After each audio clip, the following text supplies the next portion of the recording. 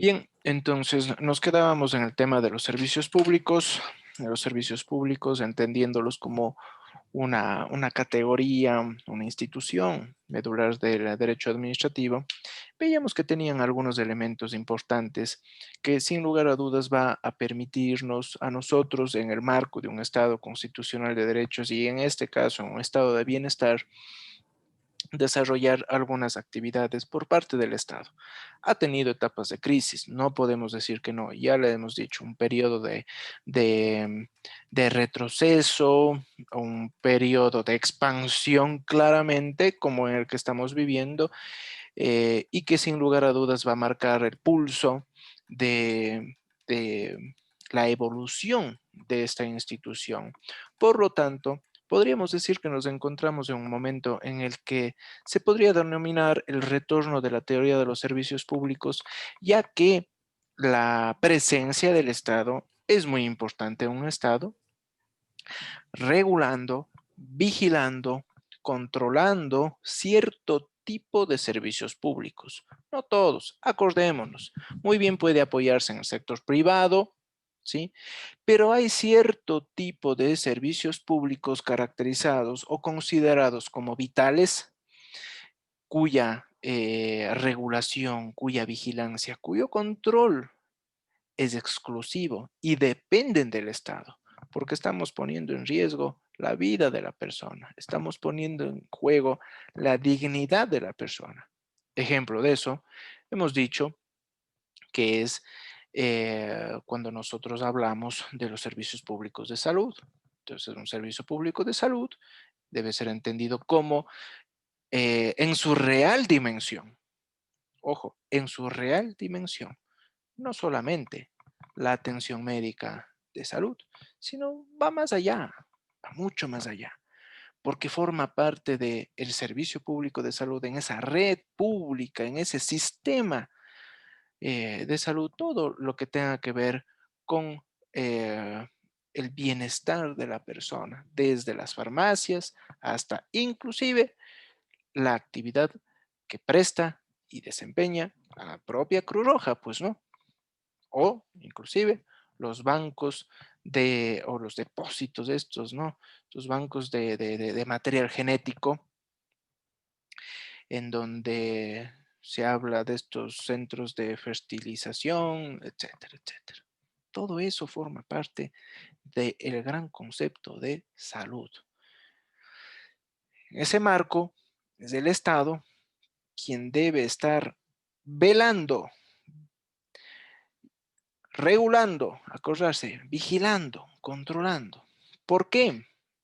Vamos a ver entonces que en ese marco eh, seguimos teoría de los servicios públicos, ¿no? En el marco que estamos mencionando, de la correcta implementación de los servicios públicos, puede desprenderse eh, cierto tipo de consecuencias legales en contra del Estado. Ojo, de la incorrecta, ¿sí? La incorrecta prestación. La incorrecta prestación puede derivar en consecuencias.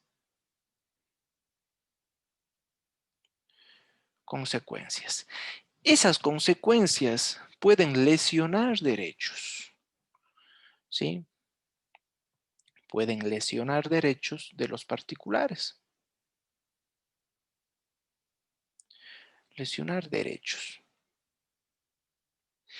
Y evidentemente puede generar consecuencias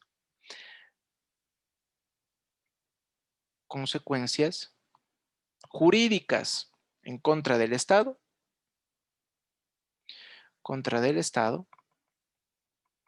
y además también, obviamente, reivindicación de esos derechos lesionados. Reivindicación de derechos. Entonces, noten ustedes que la labor del Estado en cuanto a, a la prestación de los servicios públicos es fundamental. Es fundamental. Es importante que cataloguemos, ¿sí? Y digamos, eso sí, cuándo estamos ante un servicio público o no. Necesaria catalogación. Necesaria catalogación de un servicio público. Entonces, en esa medida vamos a ver que en un primer orden es necesario la presencia del Estado,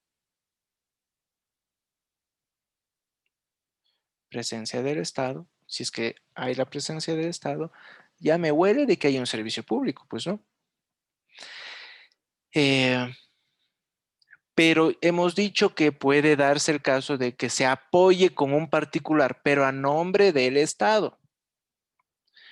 Entonces, el particular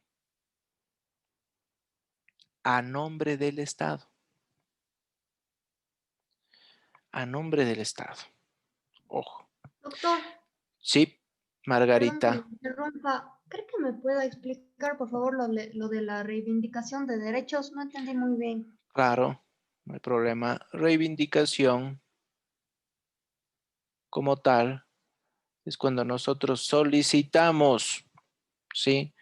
Solicitamos de que los derechos vulnerados sean resarcidos. El resarcimiento, ¿sí? Derechos que sean resarcidos. ¿Y cómo hace el resarcimiento? Ojo, ¿cómo lo hace? ¿Cómo lo logra? El administrado, ¿cómo se beneficia de ese resarcimiento? Pues con indemnización,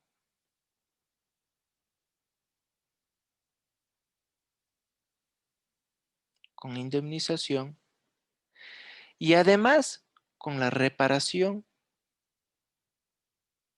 integral.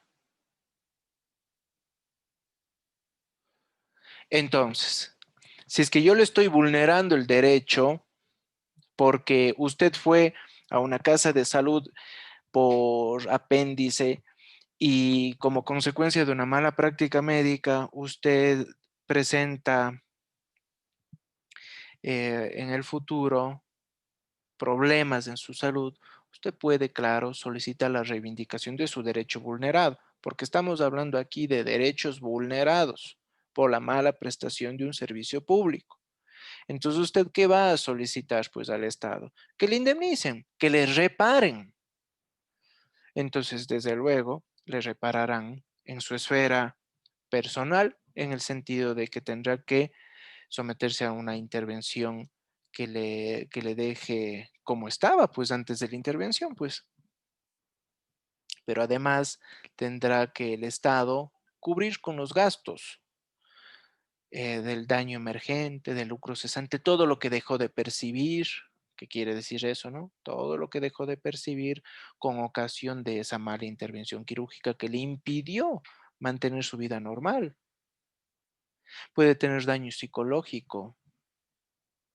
Entonces, en esa medida,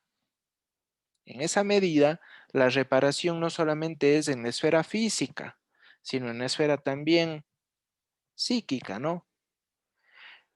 La reivindicación de derechos busca eso, busca que cierto tipo de derechos vulnerados sean reparados, ¿sí? Reparados porque la prestación de servicios fue deficitaria. ¿Estamos, Margarita? Sí, doctor, muchas gracias. Correcto. Entonces tenemos necesaria catalogación, presencia del Estado. Dos, acuérdense necesariamente, interés general. Hay un interés general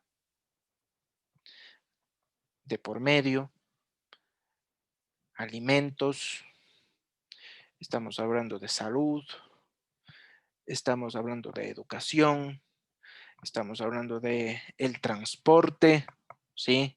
Estamos hablando de, de la basura, que está ligado a la salud también, a la salud pública. Ojo, ¿sí? Entonces, noten ustedes que aquí hay un interés general de por medio. Estamos hablando de que tenemos un conjunto, un cúmulo de privilegios. Tenemos un cúmulo de privilegios, de prerrogativas, ¿sí? De prerrogativas, con el fin de que con esas prerrogativas, con esos privilegios, podamos nosotros aportar a que el interés general no sea lesionado. Entonces, privilegios y prerrogativas para garantizar la satisfacción de una necesidad. Para garantizar la satisfacción de una necesidad. Entonces, por ejemplo, ¿qué pasaba sin la pandemia? Sí, en la pandemia, cuando estábamos todos encerrados, teníamos nosotros una especie de, no sé, de carencia en el acceso a los alimentos. ¿Qué pasaba en ese sentido? ¿Qué pasaba si es que las grandes corporaciones que, que venden pues alimentos decían, esperemos, cerremos todo esto hasta ver qué pasa, porque si no, no podemos continuar con nuestro negocio? Y la gente no podía acceder a los alimentos. ¿Qué hubiera pasado? Estoy poniéndome caótico, ¿no? ¿Qué hubiera pasado? ¿Qué podía hacer el Estado? Pregunto. ¿Qué podría haber hecho el Estado? ¿Qué podría hacer? Pregunto. ¿A quién se le viene? ¿Qué puede ser? ¿Qué puede suceder como tal? ¿Es posible eso, de que se cierren las cadenas de alimentación y ya no pasa nada aquí? Yo creo O, que no es, no, yo creo que no es posible que se pueda cerrar, ya que la alimentación es lo primordial y no sé, quizá hubiesen paros, huelgas claro, y cosas así, entonces, pero realmente no sé cómo el Estado podría actuar al respecto. Sí, pero no se supone, doctor, que el Estado, o sea, como que controla los servicios públicos, que en este caso sería la alimentación, entonces pudiera también recurrir a algún proceso para demandar a los particulares que están prohibiendo esta repartición de alimentos. exacto. Va por ahí entonces, Gabriela. El Estado tiene prerrogativas excepcionales, exorbitantes, que están presentes ahí. ¿Para qué?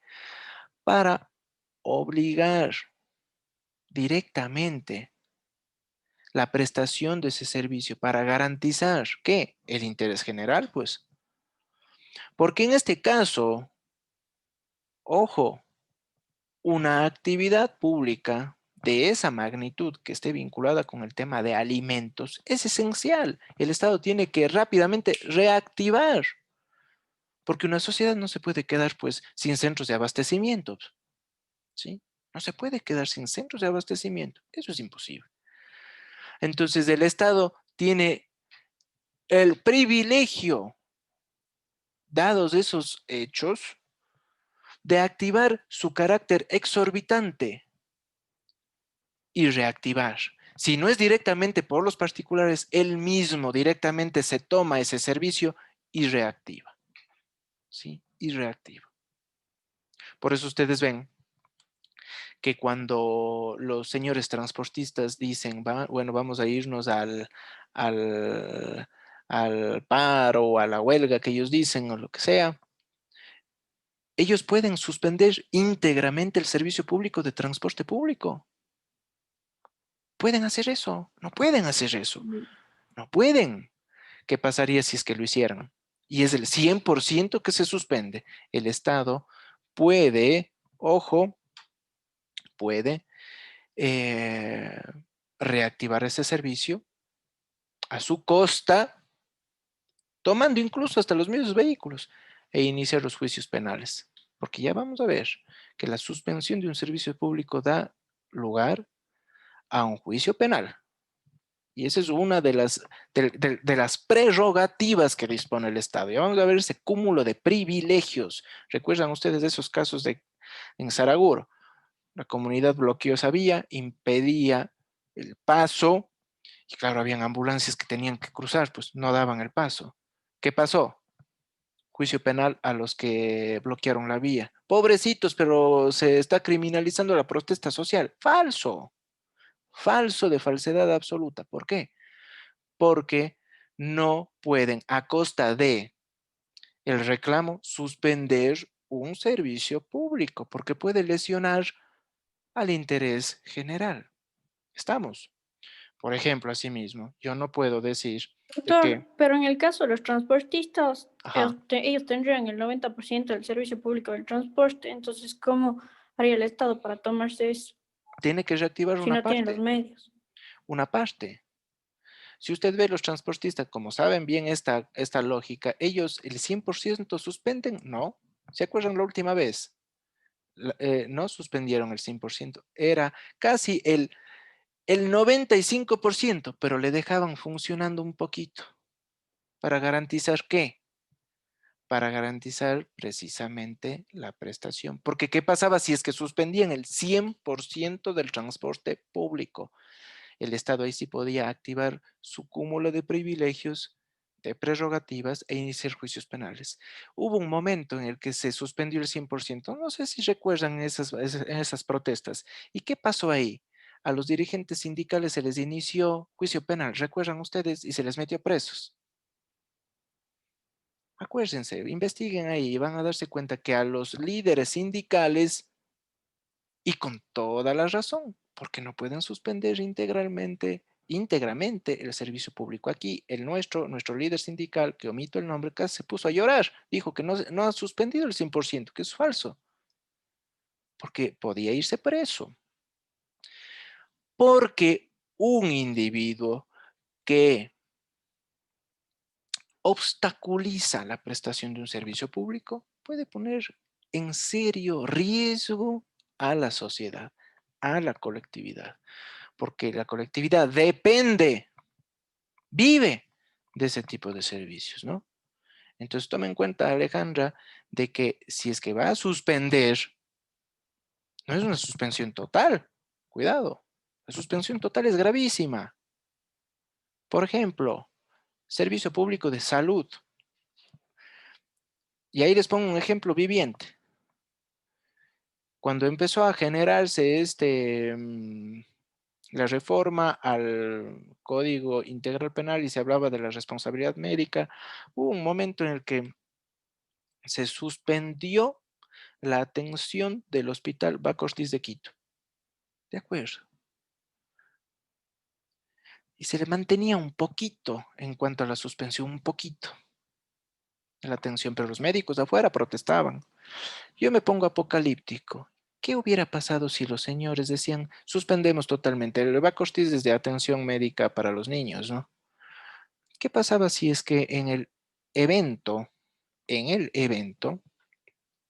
los médicos en conjunto decían, vamos todos y hoy no se atiende, hoy el Baco Ortiz no atiende porque vamos a salir a la protesta en las calles, todos los médicos del Baco Ortiz de Quito, y ese día no hay atención de un servicio público de atención médica para los niños? ¿Qué pasaba si un niño iba en ambulancia por una atención y la ambulancia media vuelta porque no están atendiendo hasta ir al Eugenio Espejo, que queda un poco más allá, pero en el transcurso ya se murió? ¿Qué pasaba? Entonces, claro, ese niño, los padres del niño pueden reclamar al Estado. Y ustedes dirán, ¿pero por qué? Porque el Estado tiene que rápidamente, inmediatamente, reactivar la prestación. No hacerlo sería contraproducente, porque responde por omisión. Responsabilidad por omisión. porque es un servicio vital que tiene que ser reactivado inmediatamente. Inmediatamente. Y los que impidieron la prestación, ya van a ver ustedes, es un tipo penal específico con privación de libertad. Doctor, Lucía tiene una pregunta. Sí, doctor, en el caso de que, en el caso de la pandemia, que Supermaxi no se haya cerrado todo, siendo una empresa privada, ¿el Estado puede sancionarle? ¿Puede meterse en eso? Pero ¿por qué no le entendí el Supermaxi que hizo? O sea, en el caso de la pandemia, el Supermaxi no se cierra y deja de vender comida. Ah, ya, Siendo una o sea, ajá, en el hipotético caso de que ajá, cierre, dice usted. ajá. Ah, ya, ok. Claro, pues.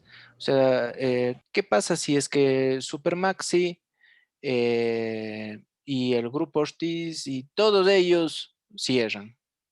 ¿Sí? Entonces, ¿la gente a dónde va? Pero, ¿qué pasa si es que en la pregunta suya, solo el Supermaxi cierra? Solo el Supermaxi, pero el resto de establecimientos de abastecimiento siguen atendiendo. No pasa nada, pues, ¿no? No pasa nada. Porque la gente va a ir ¿a dónde?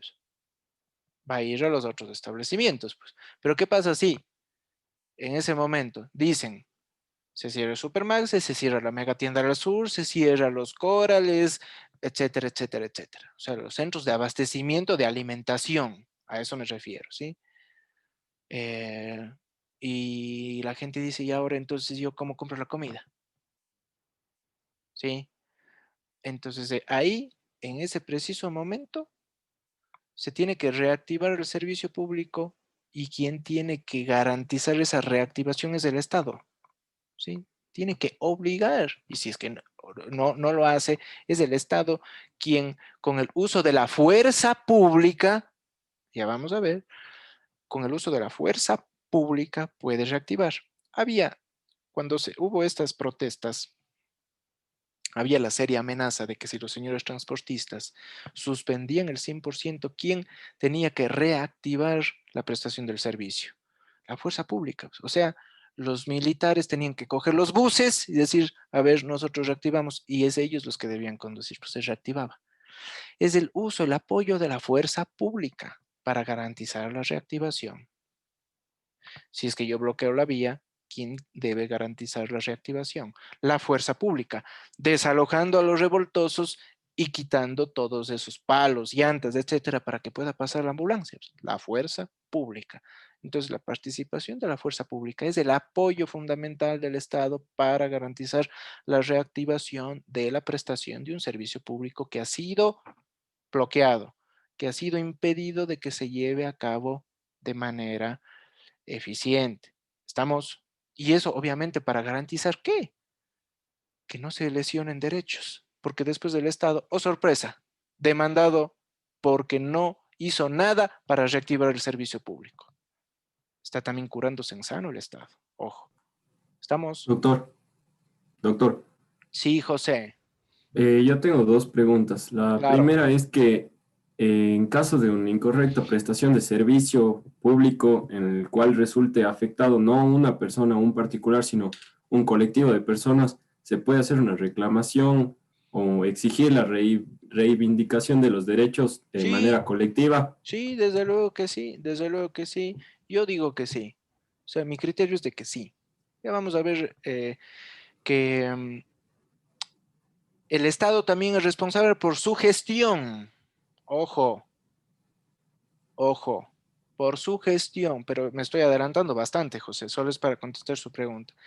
El Sí. Estado también es responsable por la gestión, por su gestión patética, por su gestión poco planificada, por su gestión que nos vendió humo.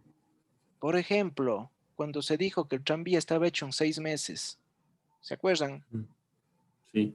Y decían, en 6 meses las rieles del tranvía va a estar tan perfectas, tan perfectamente colocadas, que casi la espuma de cerveza va a correr por esa riel, planito, incluido en el centro histórico. Entonces, efectivamente se dijo que obviamente mientras la instalación de las rieles y todo el sistema tranviario, los establecimientos comerciales de todo, de todo ese trayecto tranviario iban a tener que sufrir obviamente una carga pública ahí al respecto. Y claro, los frentistas dijeron, bueno, ya, a regañadientes, vamos a aguantar unos 6 meses, pero bueno, que sea así. Entonces ellos hacen una especie de previsión, pues no, por 6 meses. Resulta que duró 7 años. Entonces, una cosa son 6 meses, otra cosa son 7 años, ¿no? Entonces, ¿qué pasó pues ahí? ¿Qué pasó? Ese colectivo, pregunto, les repregunto, José, puede solicitar la reparación integral por lo que no pudo percibir esos establecimientos comerciales, por lo que no pudo percibir durante todo ese tiempo. Claro que sí, porque el Estado también es responsable, porque estamos aquí yéndonos, ojo, a la responsabilidad, José, ojo, sí, que Sí, eso es ya el tema casi de final de ciclo, pero es para responder. Es responsable por la mala gestión, por la deficiente gestión, por la deficiente planificación de una obra pública, que en este caso es un servicio público. No podemos hacer eso. El Estado tiene que obrar con mucha cautela, extremada cautela, porque por una mala prestación es posiblemente responsable, por una mala planificación, por una mala gestión, también es responsable. No puede decir que, bueno, como planifique mal y bueno, de 6 meses pasó a 7 años, no pasa nada y sigue la fiesta en baños. No, pues cuidado, cuidado. Estamos. sí, doctor. Y mi otra pregunta era con respecto a la prestación de servicio público de salud. Sí, ¿Cabe atribuirle la responsabilidad por omisión al Estado en el caso concreto de Guayaquil, cuando fue la ola más alta de contagios en Guayaquil y gente ni siquiera podía acceder al servicio de salud porque estaba colapsado e incluso morían en las calles? ¿Se sí. puede responsabilizar al Estado por omisión o no? Porque ya ni siquiera dependía del Estado, simplemente no había cómo abastecer a tantas personas enfermas. A ver, si es que Pero eso usted, es un caso que supera el derecho, ¿no? ¿quién preguntó eso? Yo. Alejandra. Eh, es interesante lo que dice Alejandra, pero mi criterio es de que el Estado debería responder. Sí debería responder porque, si bien es cierto, son casos que eventualmente supera el derecho, pero eso no quiere decir que quien tenga que chupar eso sea quien, el usuario. Para eso, para eso, el Estado tenía que aplicar medidas de mitigación. Estamos para disminuir el riesgo de ese tipo de acontecimientos. ¿Y cómo yo mitigo? ¿Cómo yo mitigo rápidamente como Estado? ¿Cómo mitigo ese tipo de acontecimientos? Rápidamente implementando medidas que garanticen de que la población pueda acceder, aunque sea patéticamente, a la salud. ¿Qué hicieron en otros países? Empezaron rápidamente a construir una especie de hospitales de campaña, como en España, vean ustedes. Utilizaron ahí en Madrid, eh, y aún así no abastecían, ojo. Y tenían que seguir implementando y seguir implementando y seguir implementando. Pero ¿qué hicieron en España? Utilizaron las instalaciones de un centro de patinaje para, para hacer el hospital para la atención de las personas que estaban con la pandemia, ¿no? Entonces hay medidas de mitigación. Cuando digo de mitigación es de que siempre hay un riesgo, pero al riesgo hay que atacar, porque si sube el riesgo, sube el riesgo y sube el riesgo, en un momento determinado se va a transformar en que ya es extremadamente peligroso y el peligro genera ya una lesión, y una vulneración de derechos. En este caso, muchas personas no accedieron al servicio público de salud. Es que, claro, nuestro servicio público de salud es defectuoso, pero el Estado tenía que implementar medidas de control. Hubieron muchos errores al inicio, acuérdense, cuando incluso y eso ya nadie se acuerda, pues eso es loco, a eso somos de olvidadizos. Cuando la ministra saliente, no sé si se acuerdan, decían que habían comprado 2 millones de pruebas para COVID, 2 millones, y eso, claro, nosotros convencidos, no han sido ni 20,000 creo, y falsas ya casi. Entonces vea usted, el Estado ahí sí actuó negligentemente. Tome en cuenta que esa negligencia en la falta de planificación, José, también puede ser motivo suficiente para desencadenar de que el Estado debe responsabilizarse por esas personas que querían acceder al servicio a la salud y no pudieron, lamentablemente. Entonces, eso es terrible. Eso sí que es terrible porque le está impidiendo el acceso a un derecho constitucional. ¿Estamos, José? Sí, doctor. Doctor, yo tengo una duda. Bueno, yo me quedé con el ejemplo del Hospital Bacortis de Quito. En el caso de que el niño de la ambulancia muriese, los padres demandan al Estado pidiendo una indemnización y a su vez Reparación integral. perdón, ya, una reparación integral y a su vez el Estado demanda al hospital, aparte de pedir no sé, Que no, supongo que le devuelva y aparte no, el proceso no, penal. no, nada de eso, no. Es que no se confunda, Caterine, porque precisamente estamos adelantándonos mucho, ¿sí? Pero esa parte es la etapa de responsabilidad y obviamente de repetición a la que usted intenta atarle, pero no se confunda todavía porque para llegar a eso es el fin de ciclo. Cuidado. Entonces no tiene todavía todos los elementos de juicio. Pero para responder a su pregunta, sí que los padres pueden accionar una, un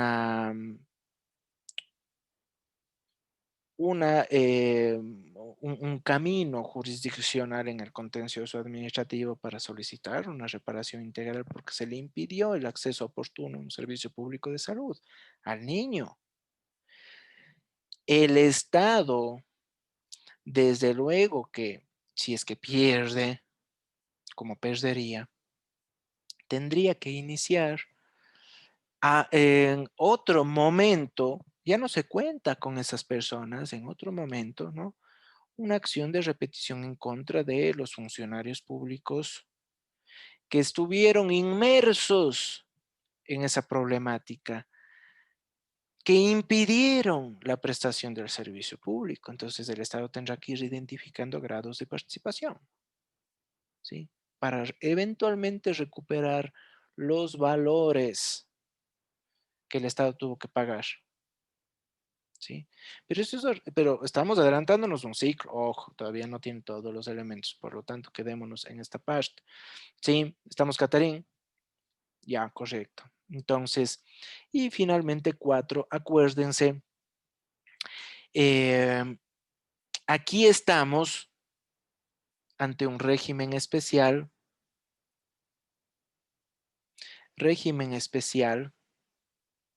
y además subordinados a la jurisdicción contenciosa administrativa. Subordinados a la jurisdicción contenciosa. Entonces, en esta medida, tomen en cuenta que si nosotros tenemos de una manera integral estos elementos, podemos identificar de que el Estado tiene una gran misión, tiene que cumplir muchas actividades. Si tenemos presente de que esta catalogación la vamos a encontrar para identificar, ¿no? Un servicio público. nosotros vamos a encontrar, además, vamos a sumar aquí un régimen jurídico que está ampliamente caracterizado por algunas situaciones. Características de un régimen especial.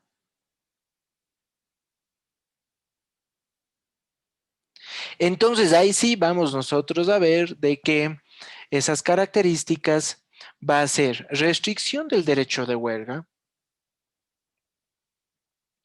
restricción de la huelga, el derecho de huelga, ¿sí? Esa restricción, desde luego que va a estar unido a que no es posible la paralización de un servicio público. Cuando digo restricción del derecho de huelga, estoy hablando de que no es posible, no paralización, no a la paralización.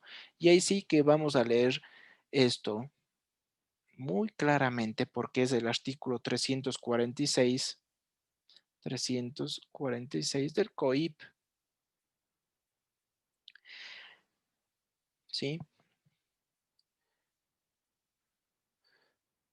346 del COIP.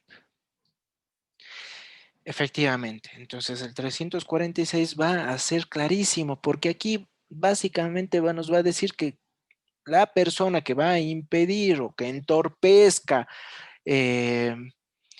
esa correcta prestación de un servicio público, ¿sí? A través de varios métodos, pues no métodos violentos, etcétera, va a estar sujeto ¿a qué? A una pena privativa de libertad de 1 o 3 años. Ojo, pena privativa de libertad de 1 o 3 años. Entonces, inclusive el entorpecimiento, porque el entorpecimiento de la prestación de un servicio público ya no es regular, ya no es continuo, pues. Ojo, incluido el entorpecimiento, es un tipo penal muy, muy fuerte en este sentido, ¿no? Pero que está inmerso en las características de un régimen especial. Y esta es una respuesta a la serie de privilegios que tiene el Estado. 2, acuérdense, auxilio de la fuerza pública. Los servicios públicos cuentan con ese auxilio necesario. Tenemos, como les comentaba, ¿no? Tenemos de que es posible activar esos privilegios para garantizar la prestación de un servicio público. Esos privilegios adquieren la forma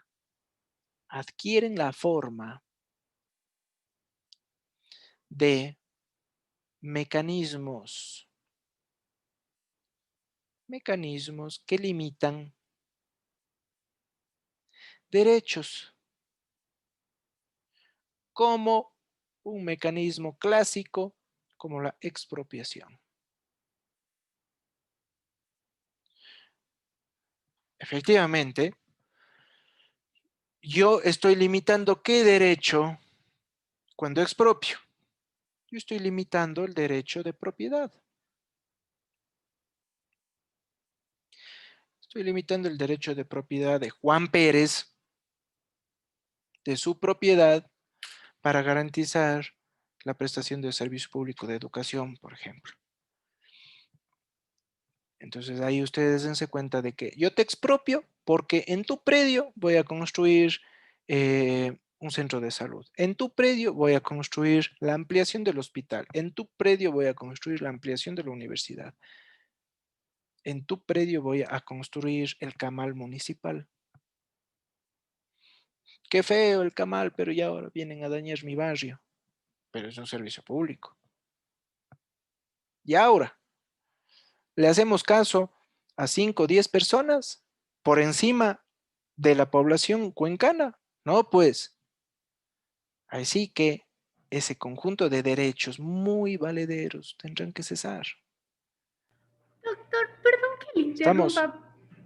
Mi amiga Paola Brito dice que tuvo un problema con el internet y se le salió de la clase. Déjeme ver a Paola. A ver. Está aceptada. Muchas gracias, doctor. Acuérdense que solamente las personas que fueron admitidas en la sesión de clase, ¿sí? A tiempo, si es que se salen, bueno, le dicen a un compañero, porque como yo estoy dando la clase, yo ya no veo, que les readmita. No tiene ningún problema. Pero las personas que una vez que la clase empezó y quieren ser admitidas, ya no pueden. ¿Estamos? Entonces pueden estar en la sala de espera toda la hora, pero no van a ser admitidas. Más bien, ya vayan a hacer otra cosa. ¿Estamos? Sí, doctor, se me desconectó un rato No, el usted, Pablo, internet. está muy bien. Está Perdón, bien, sí, está sí, correcto. O sea, y si se le interrumpí. desconecta, a todos nos pasa. Pero solo hago esa aclaración, ¿no? Está bien, correcto. Tenemos entonces mecanismos que limitan cierto tipo de derechos, como la propiedad, como les comento, ¿no? En estos acontecimientos, ¿no? Tenemos 4 de que encontramos que para garantizar la prestación tenemos cláusulas, contratos, pongamos contratos, con cláusulas exorbitantes.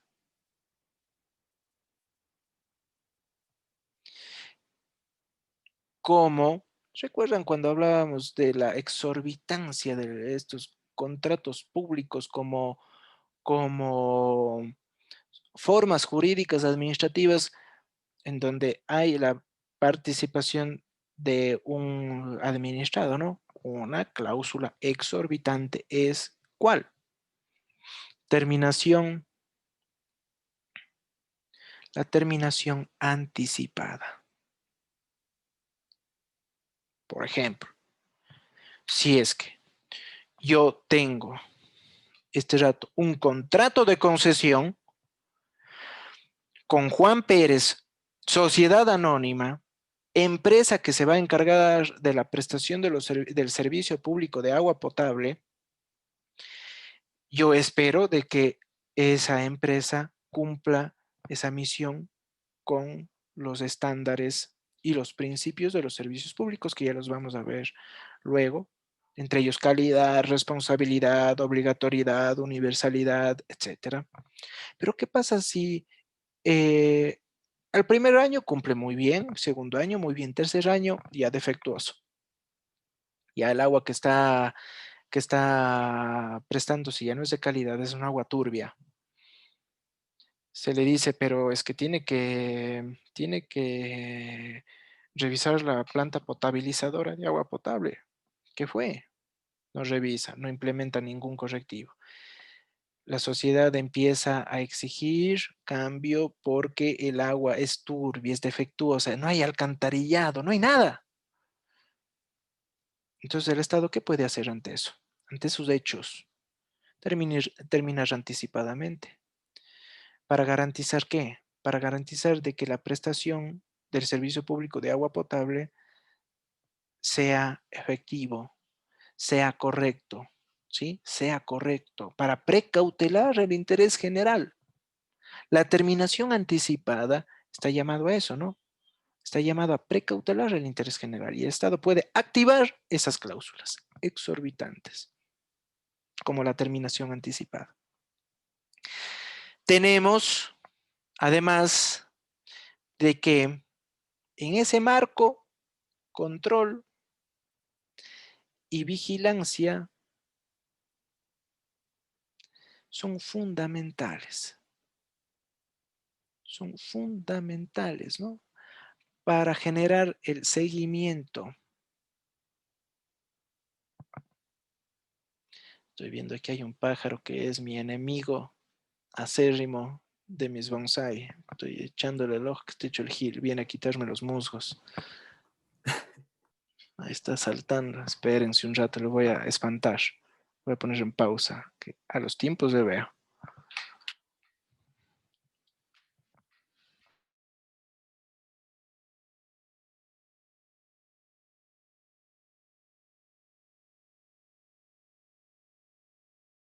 Oigan, una pregunta, ¿saben a dónde sube el doctor las clases grabadas? al Ya le campo. escuché. Dale, El YouTube. campus. No he entrado en el campus.